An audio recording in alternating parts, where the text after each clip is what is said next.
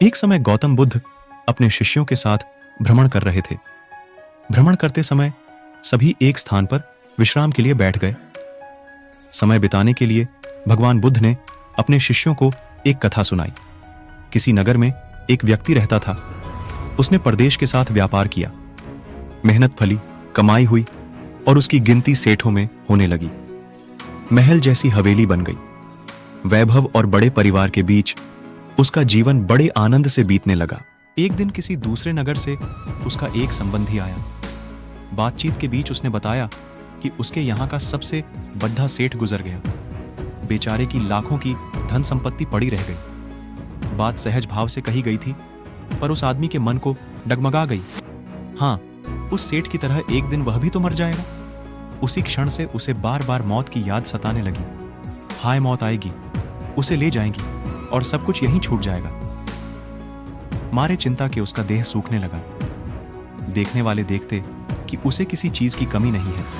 उस पर उसके भीतर का दुख ऐसा था कि किसी से कहा भी नहीं जा सकता था। धीरे धीरे वह बिस्तर पर पड़ गया। बहुत इलाज कराया गया, लेकिन उसका रोग कम होने की बजाय बढ़ता ही गया। एक दिन एक साधु उसके घर पर आया। उस आदमी ने बेबसी से उसके पैर पकड़ ली और रो रोकर अपनी व्यथा उसे बता दी।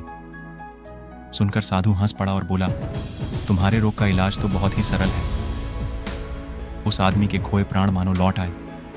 अधीर होकर उसने पूछा, स्वामी जी, वह इलाज क्या है? साधु ने कहा, देखो, मौत का विचार जब मन में आए, जोर से कहो, जब तक मौत नहीं आएगी मैं जीऊंगा। इस नुस्खे को 7 दिन तक आजमाओ। मैं अगले सप्ताह आऊंगा। 7 दिन के बाद साधु महाराज आए तो देखते क्या है कि वह आदमी बीमारी के चंगुल से बाहर आ गया है और आनंद के गीत गा रहा है। साधु को देखकर वह दौड़ा और उसके चरणों में गिरकर बोला, महाराज, आपने मुझे बचा लिया। आपकी दवा ने मुझ पर जादू का सा असर किया है। मैंने समझ लिया कि जिस दिन मौत आएगी उसी दिन मरूंगा, उससे पहले नहीं। साधु ने कहा, वत्स, मौत का डर सबसे बड़ा डर है। मौत का डर जितनों को मारता है, मौत उतनों को नहीं मारती।